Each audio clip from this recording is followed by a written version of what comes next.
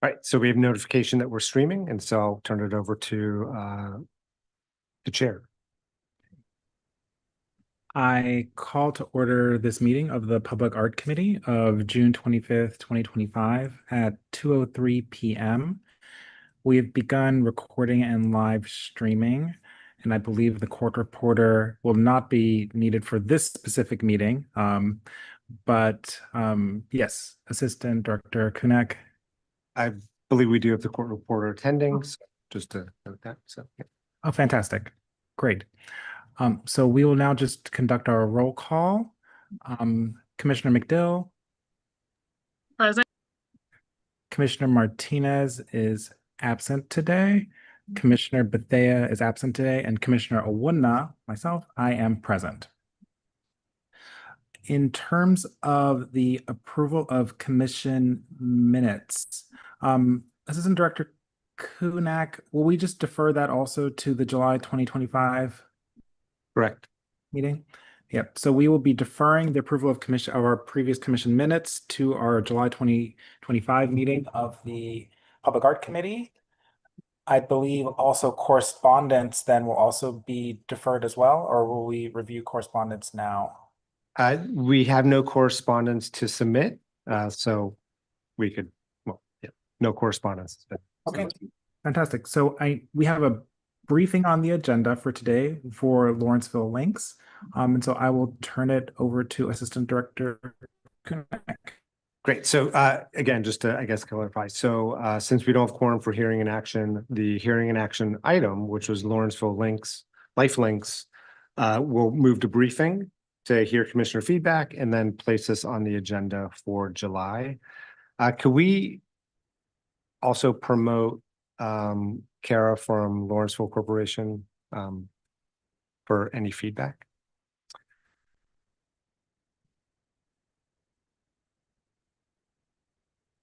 Great. And then could we share the presentation for Lawrenceville Links as well? Oh, great. Thank you.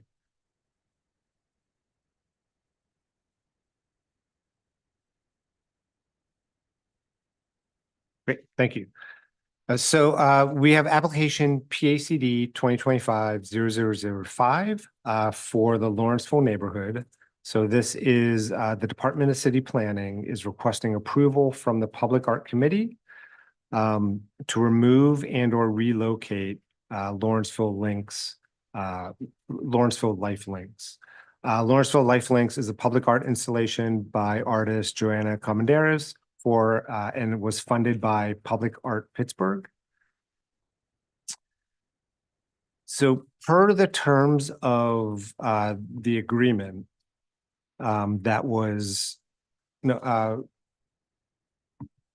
background works. So per the terms of the agreement, the artwork is the property of the city of Pittsburgh, and no artwork can be removed or relocated without Art Commission, now Public Art and Civic Design Commission action. Per the policy indicated in the agreement, and the agreement was signed by City of Pittsburgh, Lawrenceville Corporation, and the artist. The artist has been notified of this action. The artist has been invited to comment on proposed relocation or removal. Lawrenceville Corporation has also been notified of this action. If the city no longer wishes to retain the work will be offered first to Lawrenceville Corporation and then to the artist. If the city abandons its ownership of the artwork, Lawrenceville Corporation and artist will agree on future display and use of the artwork. Those were some of the 5 conditions in the agreement. City planning staff has met with Lawrenceville Corporation and the artist on this process. And in event that the city no longer wishes to retain the artwork, Lawrenceville Corporation is, in agreement to offer it to the artist. So I'm going to jump to the presentation, then I'll jump back to our proposed motions for hearing and action. So a little bit of, could we go back one to the project background, please? Thanks. So as mentioned a little bit previously, this was a project funded through the Department of City Planning's Public Art Public Art Pittsburgh program, which commissioned an artist to install artwork along Lawrenceville's Butler Street commercial corridor. Next, please.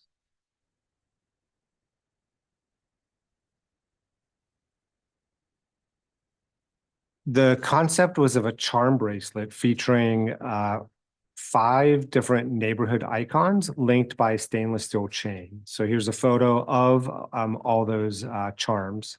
The Doughboy statue, angel wings, a rose, Dorn steps, and a star anchor support. And each one of these has representative meaning within Lawrenceville. Next, please. 4 initial locations were proposed, forming pretty much a gateway and significant locations within Lawrenceville. Next, please. The site at 3501 Butler Street was removed in 2006, 2007 due to a change in building ownership. Also just to clarify, these locations are on private property, but owned by the artwork itself is owned by the city of Pittsburgh. Next. This is shown at 4113 Butler Street. In this photo to the left is the PNC parking lot for orientation. The photo of the wooden door is kind of what brings us here today, and we can circle back on this slide. Next, please. The installation of 5136 Butler Street. The 2 photos, the top and bottom on the left, show the condition of the existing building installed, and then at some point recently, the property owner, completed some exterior alterations on the building and actually inspected the work for us, and it seems to be in a pretty good condition, and kind of took it down, painted. Put it back up. Next. And then the location at 5733 Butler Street at the Sunoco site. Next. So this is the plaque at the site adjacent to PNC Bank. This project was dedicated in June 2002. The duration was specified to be a minimum of 2 years. And within the agreement, it's outlined that works within Public Art Pittsburgh program may be less durable than other works in the city's collection. And it was expected that they be evaluated 2 years and 5 years after completion to determine if they should remain in place or be removed. I have no internal documentation that those evaluations were conducted or completed. Next. And then apologize for the low resolution. This is a screen capture out of the agreement that kind of specifies some of the city's responsibilities. So the city of Pittsburgh is requiring that each artwork produced under this program have a lifespan of at least 2 years. After 2 years, the city will evaluate the work to determine if it's appropriate to continue to be displayed, if maintenance is required, or if pieces should be removed. And then to follow the procedures outlined in the agreement. That was the 5 steps that we outlined earlier. And so let's go back to maybe the slide 6. So the motions for discussion at the hearing and action consist of 4 different parts, which would be part 4 of the committee discussion. So 1, that the Public Art Committee approves that the wooden doorway charm located at 4113 Butler Street be removed due to its deteriorating condition. And that the installed artwork may remain in place while the Department of City Planning, Lawrenceville Corporation, and the artist determine if the artwork is to remain in place or relocated. And then third, that the commission provides a positive recommendation to city council to abandon ownership of the artwork. And then finally, that the commission provide a positive recommendation to city council that the artwork be donated to the artist. So could have 4 different steps. One, we're here because the property owner at this location was concerned about the condition of the door. City planning shares that concern. And so one, we would like the art commission, the public art committee to allow removal of this piece. And then furthermore, as we go through the process of removing this piece from city ownership and offering it to the artist, that per the terms of relocation in the agreement, that perhaps this piece remains in place and the artist and the property owners kind of come to an agreement to have these pieces remain in place. Or if a site of that they be relocated in Lawrenceville, that we can also then negotiate with the property owners to remove these pieces and then relocate them to a different location. And perhaps that one of our motions, the installed artwork, may remain in place while the 3 parties determine, if they are to remain or be relocated. Perhaps that also has a time frame on it. So perhaps that's like a 2-month process where city planning staff will return to at a future commission meeting to report out on the potential relocation and kind of next steps in that process. With that, I'd like to open it up to commissioner questions. Thank you. I had just 2 questions. The first was around the approval for the wooden doorway charm to be removed. What would happen to the doorway afterwards? Could that be donated to the artist? Because the artist might have their own desires to potentially repurpose the work in some way, but want to make sure that there is a future plan for that and that it's not just thrown away or stashed away in some place. Yeah, good question. I think we would remove it. We would place it within city storage and then do the process of donating the pieces to the artist. This would be included, and then it'd be up to the artist to wish to refurbish it and re-add it. Fantastic. So that was my one, I think, piece that I think will be helpful to help clarify during the hearing in action. And the second piece was around the, I know we're specifically talking about the 4113 Butler Street location here. Would the terms of our hearing in action also extend to the other 2 sites as well, in terms of the city abandoning ownership and then providing that to the artist? Or is this specifically just for 4113 Butler Street? I'm just also anticipating that these issues will also emerge for the other 2 sites within the next few years. So wanting to try to get ahead of that as well. Yeah, good question. So we're recommending that we abandon ownership of all pieces. So all 4 sites. So the charms that were removed from 3501 Butler Street, I believe the city is in city storage since we retain ownership of those pieces. So our recommendation would be that we abandon ownership of all 4 pieces, the charms at all 4 sites, and donate those to the artist. Fantastic. Thank you.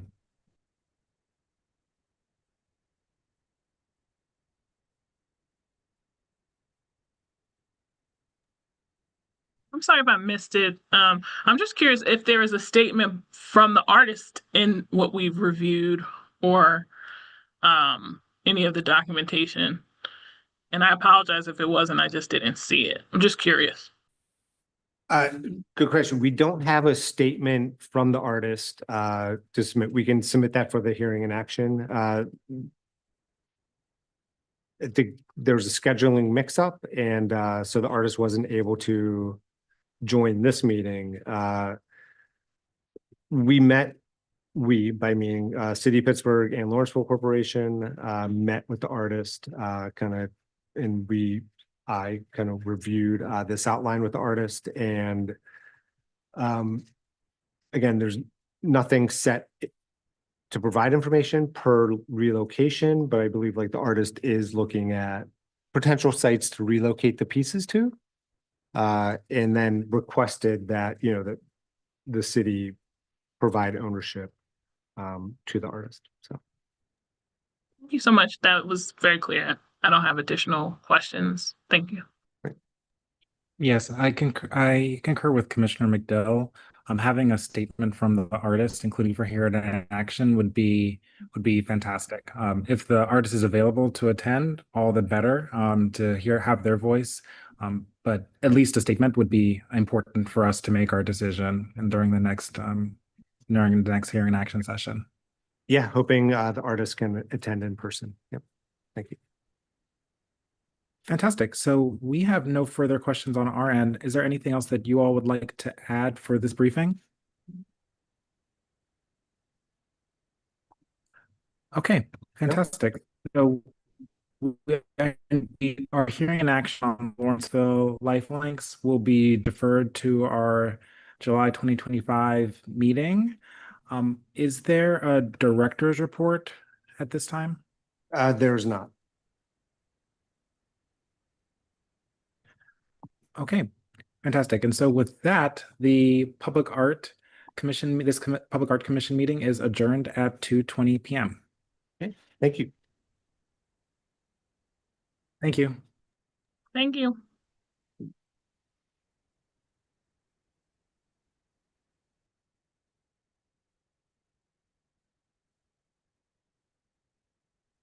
All right, so moving on to the Civic Design Committee. We do not have quorum for the Civic Design Committee, but I would also like to extend the opportunity also to move the hearing and action item to briefing and hear any commissioner comments so that, at hearing and action, the applicant team can take that into consideration.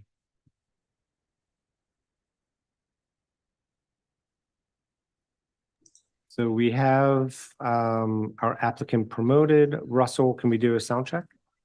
Yes, this is Russ is here. We're both here. Russ is here with me. I'm John Evans from LGA Partners. I'm the partner in charge of the project. And I'll be the one kind of talking through everything here today. Great. So we have your presentation on the screen if you'd like to start your presentation. Sure. Before I start, just a question. So we'll review this today. If there's any comments or questions that we may be able to answer or incorporate, but we will do the full presentation again at hearing and action. Correct. Yes. Yeah. Okay. All right. Just making sure. I may be a little more brief today then. So, okay. So this is a new project for a new giraffe barn at the Pittsburgh Zoo. This shows the project location. It's actually sort of wedged in between the existing elephant barn and what's called the TFC. It's the Tropical Forest Complex. So our new building is intended to wedge in there as part of the master plan. The TFC probably, it might be a decade, but the TFC eventually will go away and be replaced. And so the idea is to put this building where it should be, even though it's a difficult constructability issue today. And then as the master plan is executed, that TFC will go away. Next slide. And just another aerial view of that location. The view on the top there is flipped around. So you're seeing the elephant barn on the right-hand side with the canopy that you view the elephants in their day room during the winter. And then on the left is the TFC. So this is our proposed site and landscape plan. You can see here how close we are to that elephant house in the TFC. Really, the only two parts of the building that are visible or can be kind of approached by the public are the two ends. The upper kind of end there, I can't really point. I don't think you can't see my cursor, but the upper end of the building is where there'll be a new canopy, exactly where you can view the giraffes during the off season. That'll be a view into their day room. Just to the left of that is sort of the service yard, which will become the service yard for both the elephant house and the giraffe barn. So that's really all back of house space. You can see the giraffe yard is at the bottom with the green canopies. That's existing to remain. And then the right side of this building, while it is primarily service, you can see it has generator pad, the transformer, the areas where the filters are cleaned for the hippos that'll be in the building as well. Those are also not publicly accessible, but the building is viewable from Jambo Grill on that side. We also, one of the things that we've incorporated is this pedestrian and tram pathway. Where the new building is going is right on the main path that people take through the zoo. So, 10,000 visitors a day during the summer. And so we had to create a new outdoor walkway between the TFC and the new building to make sure that pedestrians can kind of continue around and continue on the path through the zoo. Next slide. Just a general idea of floor plan. Really only the area in purple is sort of for people. That's the keeper area with a restroom, a small kitchen, an office, a unisex restroom. The one keeper is really the only building occupant. So it's going to be part of our discussion with PLI, obviously. The rest of the building is dedicated to the animals. So it has the large giraffe day room enclosure, as well as their individual containment areas. Eventually, over a series of time, other animals will be in the building as well, including a copy, Red River hogs, and pygmy hippos, which you can see on the right. Each has its own sort of animal component to it. In the case of the pygmy hippos, that includes sort of an actual pool within the building. Next slide. So in terms of materials, again, not much of the building is really accessible to the public. It is primarily a service building, except for this area where the public can come up and interact. So just some of the materials that we're using, it's a precast concrete building. Our plan is to use textured precast at sort of the lowest level, and that's around the entire building, where people are actually coming in up and interacting with it. The upper portion will mostly be decorative with art, with paint. We'll show the pattern a little better in the next slide with a rendering. That final pattern hasn't been developed. What you're seeing here is kind of representative of how we think the patterning can, really help the building layout work and help it read as an elevation. The zoo is going to work with an art expert as well as folks, a tribe from the actual region that the art depicts to develop that final pattern. The materials for the canopy and this area that the public does interact with, will be some form of artificial thatch. We'll have the canopy and framing, really trying to emphasize that kind of feel that the zoo wants for this portion of the exhibit. We'll have translucent window systems, something similar to a cow wall, as well as skylights. Fairly simple standing seam metal roof, and some metal roof screening at the rear end of the building, because we do have some very significant mechanical units. And then in certain portions of the building, we'll have these wood look kind of vertical slats at some of the places are under the canopy. It's an extra decorative element. It's going to help us mount some video monitors and screens that the zoo wants to be able to promote events, perhaps show a video of the giraffes within the day area, have that video capability under the canopy where it's in the shade. Next slide. And this is a 3D view really of that public face of the building. Again, this art is, something we developed with our in-house graphic designer to sort of be representative of the pattern. It is not the final art pattern. We think it kind of gets color, texture, but the actual pattern of the art will be designed, once we're in construction and we're working on that. We also have to figure out how it's going to be applied to the panels, because they're prefabricated in the shop and then shipped on site.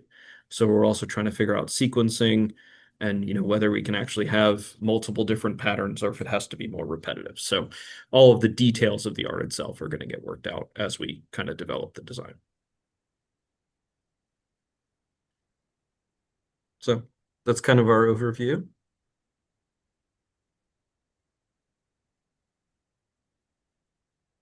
Thank you. Commissioner Carver, Loan Commissioner, if you have any questions. Love it. I was okay. It's like, I It's think I'm just one-on-one. talking to Lisa. Yes, right.